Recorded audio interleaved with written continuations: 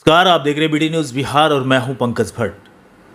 मटिहानी, जी हां, यह बेगूसराय का वो विधानसभा क्षेत्र है जो अपने आप में हमेशा चर्चा में रहता है, क्योंकि वहां से लगातार जनता दल यू के वर्तमान विधायक नरेंद्र सिंह उर्फ बोगो सिंह के नाम से, जिन्हें आप जानते हैं, लगातार सीटिंग है, जीतते आ रहे हैं।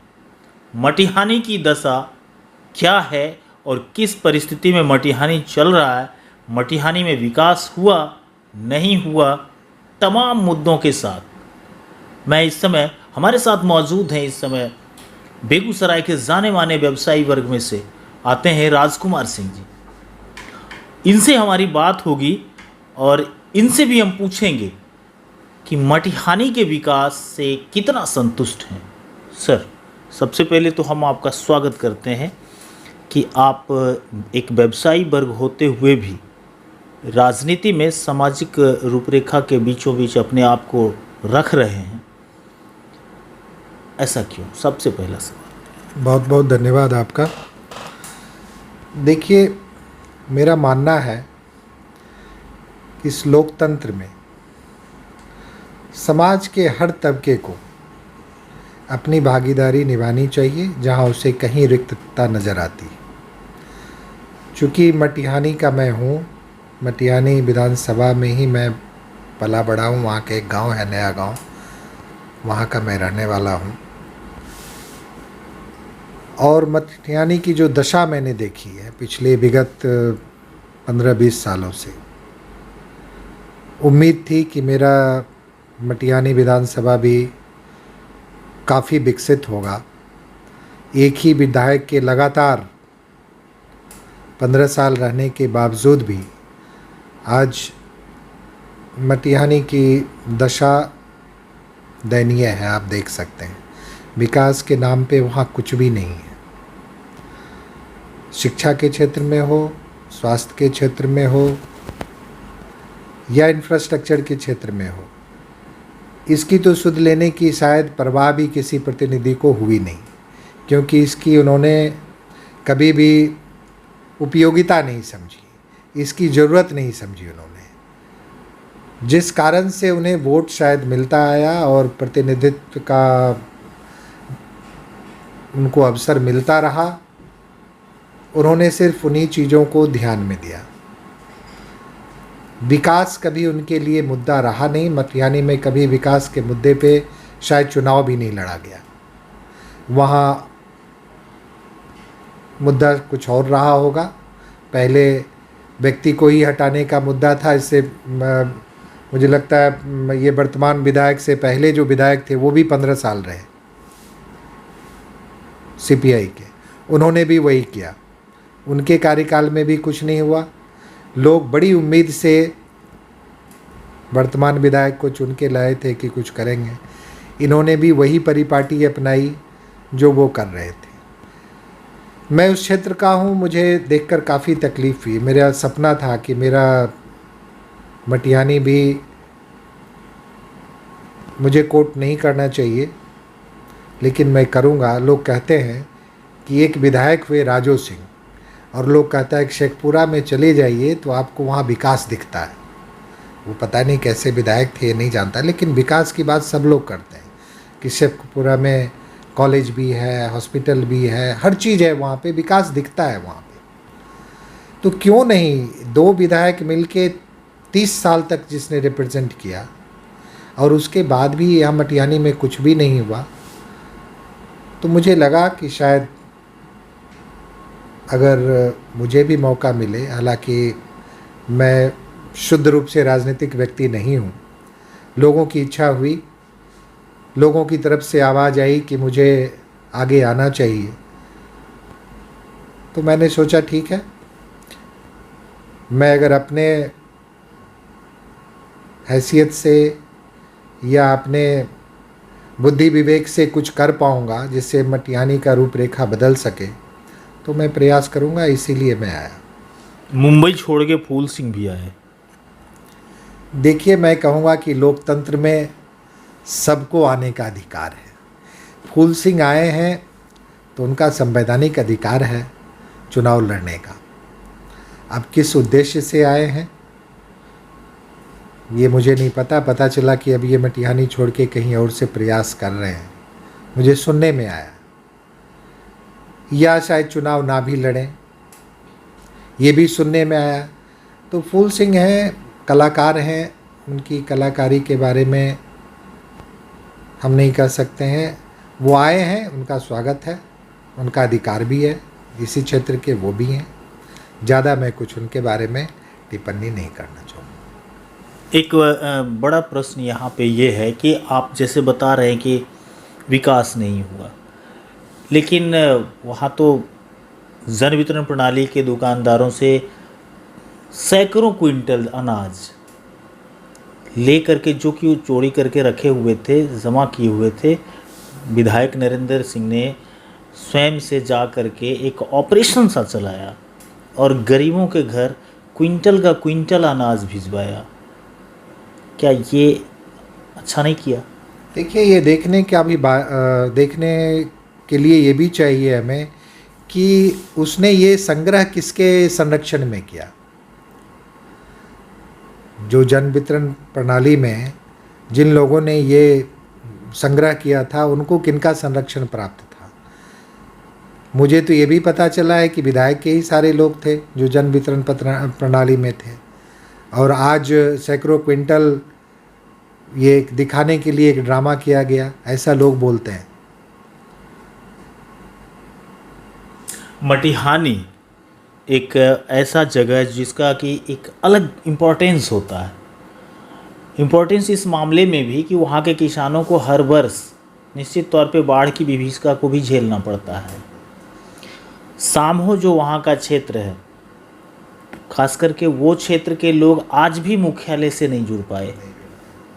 इसके लिए देश की आज़ादी से लेकर के आज तक किस किस तरीके का प्रयास हुआ, और सुनने में आया कि एक पुल का भी वहाँ पे राकेश सिन्हा जी ने व्यवस्था करवाई है, लेकिन वो व्यवस्था कितना सुदृढ़ हुआ, क्या सामहो बेगूसराय के मुख्यालय से जुड़ भी पाया? देखिए, बहुत चिंताजनक बात है। सामहो के बारे में उसको मुख्यालय से जोड़ने की बात बहुत दिनों से चल रही है जी, और जो भी आते हैं प्रतिनिधि ये बात करते हैं, बिल्कुल, लेकिन धरातल पे कुछ हो नहीं पाता है। जी, इसीलिए मैंने ये सवाल भी किया आपसे। हाँ, तो 15 सालों में या पिछले और भी जितने भी विधायक रहे, उन सब के टाइम में सामो तो अपनी स्थिति में यूं ही बना हुआ है। जी, गंगा के उस पार सामो है, और मुझे इसलिए भी पता है क्योंकि सामे के लोग जब नाव से आते हैं तो मेरे ही गांव में उतरते हैं और उसके बाद वो आते हैं इधर बेगूसराय मुख्यालय में। ये होना चाहिए था, बहुत पहले हो जाना चाहिए था। अभी जो चुनाव के टाइम में घोषणा हुई है, राकेश जी ने किया है शायद, तो इसका क्रियान्वयन फिर कितना दिनों में होगा ये देखने की बात है। अगर पिछले 15 वर्षों में नहीं हुआ सुशासन में, तो आगे सुशासन रहेगा। जी। सुशासन शब्द से कितना सहमत हैं आप वर्तमान परिस्थिति को देखते हुए? देखिए, सुशासन तो एक, अगर आप कहते हैं कि बिहार में सुशासन है, और जो स्थिति आप देख रहे हैं दिन रात जी, प्रशासन की, शहर में कोई आज अपने आप को सुरक्षित महसूस नहीं करता है। चाहे वो व्यवसायी वर्ग हो, चाहे छोटे से छोटा तबका हो, रोज़ कोई ना कोई वारदात होती है, चाहे हत्या की हो, चाहे लूट की हो, जो भी हो। इसी को सुशासन यदि कहते हैं आप, तो यहाँ सुशासन बहुत अच्छा है बिहार अच्छा, में। आम जन में, आम पब्लिक, आम नागरिक, जिसकी सुरक्षा के लिए इस सारे देश में जितने सारे सिस्टम हैं, वो आम नागरिक के बेनिफिट के लिए। आम नागरिक आज ऐसा महसूस कर रहा है कि वो एक ब्लॉक में किसी भी काम के लिए बीडीओ साहब के चैम्बर में, सीओ साहब के चैम्बर में, सीआई के पास उनको बैठने तक का हिम्मत नहीं होता। आप इस बात से कितना सहमत हैं? देखिए, आम नागरिक हमेशा प्रशासन के सामने में एक डर का माहौल हमेशा से रहा है, और उसकी वजह रही है कि उनका प्रतिनिधि बहुत कमज़ोर है। उनका प्रतिनिधि उतना ही भ्रष्ट है जितना वो कुर्सी पर बैठा हुआ वो प्रशासनिक अधिकारी है। डर ये भी है कि मैं अगर जाऊंगा और अगर अपने अपने अधिकार की बात की तो शायद मेरा कुछ अहित कर देंगे। तो ये डर का माहौल है और यही सुशासन भी है, इसी को सुशासन कह रहे हैं। सरकार कितना संवेदनशील है कि जनता अपनी बात उनके प्रतिनिधि के पास या उनके नुमाइंदों के पास करने में डर रहा है, तो आपको सुशासन देखने को मिल रहा है। ये संवेदनशीलता सरकार की है। ये सवाल सरकार से पूछना चाहिए कि जहाँ जनता अपनी बात जो उनके लिए नियुक्त किए गए हैं लोग वहाँ कहने में डरते हैं, तो ये सुशासन है। ये आप समझ रहे हैं मैं क्या कहना चाह रहा हूँ। तो ये सर आप जो कह पा रहे हैं, आपको लगता है कि जनप्रतिनिधि को आम पब्लिक की प्रतिष्ठा के लिए, आम पब्लिक के काम के लिए आगे आना चाहिए था, जो नहीं हो पा रहा। फिलहाल आपकी अगर सरकार हो जाती है तो आपकी सरकार में क्या ये परिपाटी चलेगी या इससे भी भयावह स्थिति होगा? देखिए, बदलाव के लिए हम आगे आए हैं। अगर वही परिपाटी चलती रही तो मेरे आने का कोई औचित्य नहीं। पूरे सरकार में की जिम्मेवारी एक आदमी नहीं ले सकता है, लेकिन अगर एक एक इंसान, एक एक प्रतिनिधि अगर अपनी जिम्मेवारी ले तो सरकार को बदलना पड़ता है।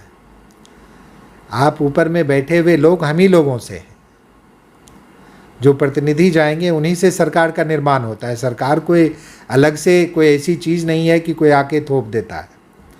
प्रतिनिधि से ही सरकार बनता है, और प्रतिनिधि यदि ईमानदार होगा, कर्तव्यनिष्ठ होगा, जनता के प्रति संवेदनशील होगा, तो उसकी जनता को कभी भी सरकार के नुमाइंदों के पास जाने में डर नहीं होगा।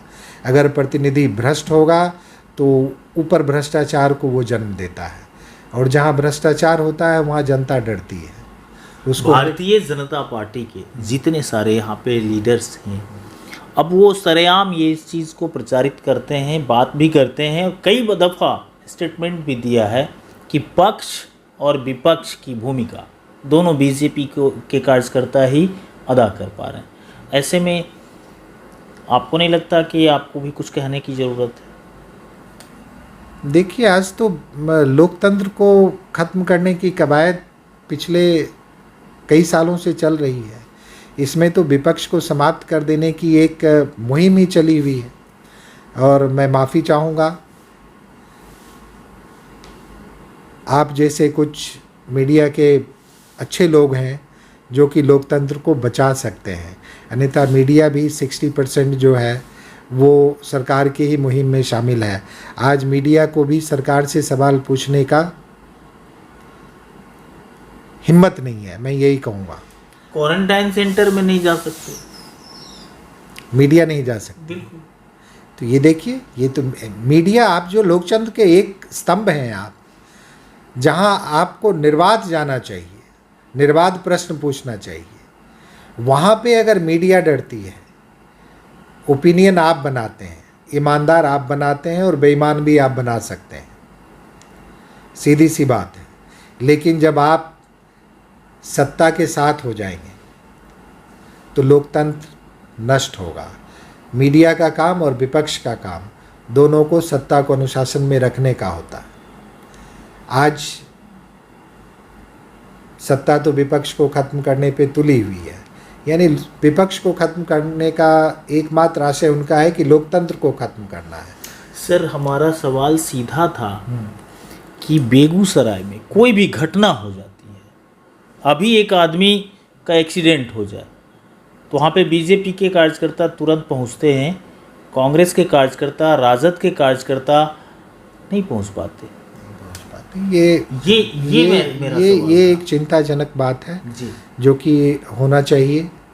ये शायद निराशा व्याप्त हो गई है, मैं कह सकता हूँ ये, और एक डर का माहौल भी है जिसकी वजह से लोग अपनी बात नहीं कह पाते हैं, साथ नहीं मिल पाता। शायद आप लोगों का भी साथ उनको प्राप्त हो। अगर वो जाते भी हैं तो आप उनको कवरेज नहीं मिलता है। नहीं सर, मैं तो खोजता हूँ उनको। आपको मैं सबको बात में सबको नहीं ले रहा हूँ मैं इसमें, चंद लोग ही हैं जो जिसकी वजह से अभी लोग, मैं पर्टिकुलरली जी टीवी पहले बहुत देखा करता था और मैं वैसे भी न्यूज़ चैनल्स ही देखता हूँ। आज देखने का मन नहीं करता, जहाँ पे भी देखो आप एक गुणगान होते रहता है। इन्फॉर्मेशन नहीं है आज की डेट में, आपका काम था इन्फॉर्म करने का, आपने आज एक वो चला लिया है सरकार के पक्ष में, तो विपक्ष वाला भी डरता होगा शायद इस डर से भी कि हमें मीडिया का भी कवरेज नहीं मिलेगा, या आप दिखाएंगे नहीं उनको। वो गए किसी जगह पे, अगर आप दिखाएं तभी तो लगेगा लोगों को कि वो पहुंचते हैं। हो सकता है ये कुछ उनकी शिथिलता भी है और कुछ आपकी जिम्मेदारी भी है। आप उनके साथ यदि खड़े होंगे तो लोकतंत्र बचेगा। क्या लगता है मटिहानी में क्या रिजल्ट आना है? मटिहानी के लोग बदलाव के पक्ष में हैं। मटिहानी के लोग चेहरा बदलना चाहते हैं। नहीं, तो पूरे बिहार में लोग चाह रहे हैं कि चेहरा बदले। तो पूरे बिहार से मटिहानी भी अलग नहीं है, और मटिहानी वैसे भी बहुत दिनों से ऊब चुका है जी। तो और कुछ हुआ नहीं मटिहानी में। लोगों की इच्छा ज़रूर है कि अगर कोई बेहतर विकल्प मिले तो उस चेहरे को बदल देना अब ज़रूरी हो गया है, ऐसी लोगों की समझ है। किस तरीके की चुनौती का सामना करना पड़ सकता है मटिहानी विधानसभा में आपको? चुनौती किस सेंस में आप बोल रहे हैं? चुनौती मतलब वहाँ क्या कंपटीशन होगा हार जीत के लिए? देखिए, हार जीत के लिए कंपटीशन, हर एक को अपनी अपनी बात कहने का और वहाँ प्रस्तुत करने का अपना अपना तरीका है। चुनौती जनता के बीच में जाने की सबको है, मैं भी जाऊँगा, एक एक लोगों से मिलूँगा। मुद्दा क्या होगा आपका? मुद्दा सिर्फ विकास होगा। मुद्दा ये होगा कि आपने आज तक जिस प्रतिनिधि को भी जिम्मेवारी दी, उन्होंने किन किन जिम्मेदारियों का वहन किया, यह आप देखें। अगर आपको लगता है कि बदलाव की ज़रूरत है, अगर आपको लगता है कि मैं आपका इस बदलाव में कोई साथ दे पाऊँगा, तो आप मुझे भी मौका दें, मैं कुछ बेहतर करने का प्रयास करूँगा। उम्मीदवारी किसकी, किस दल से आप आएंगे? देखिए, महागठबंधन अभी तो तय हुआ नहीं है कि वहाँ से किसकी सीट रहेगी। अगर सीट कांग्रेस के पक्ष में जाती है तो मेरा प्रयास होगा कांग्रेस से मुझे उम्मीदवारी मिले। जी, तो ये थे हमारे साथ राजकुमार सिंह, बेगूसराय के जाने माने व्यवसायी हैं, और इन्होंने व्यवसाय के अलावा अब इनका हृदय परिवर्तन हो रहा है समाज की तरफ, इसलिए कि विकास के नाम पे आम तौर पे आम जनों को सिर्फ छलावा किया गया है। और ये कहना है सीधे सीधे राजकुमार सिंह का कि अगर महागठबंधन में कांग्रेस इनकी पसंद है, कांग्रेस अगर इन्हें कहती है कि आप चुनाव मैदान में आइए, तो निश्चित तौर पे मटिहानी सीट में बदलाव होगा और मटिहानी में विकास की बयार होगी। तो बने रहिए वीडियो न्यूज़ बिहार के साथ। धन्यवाद।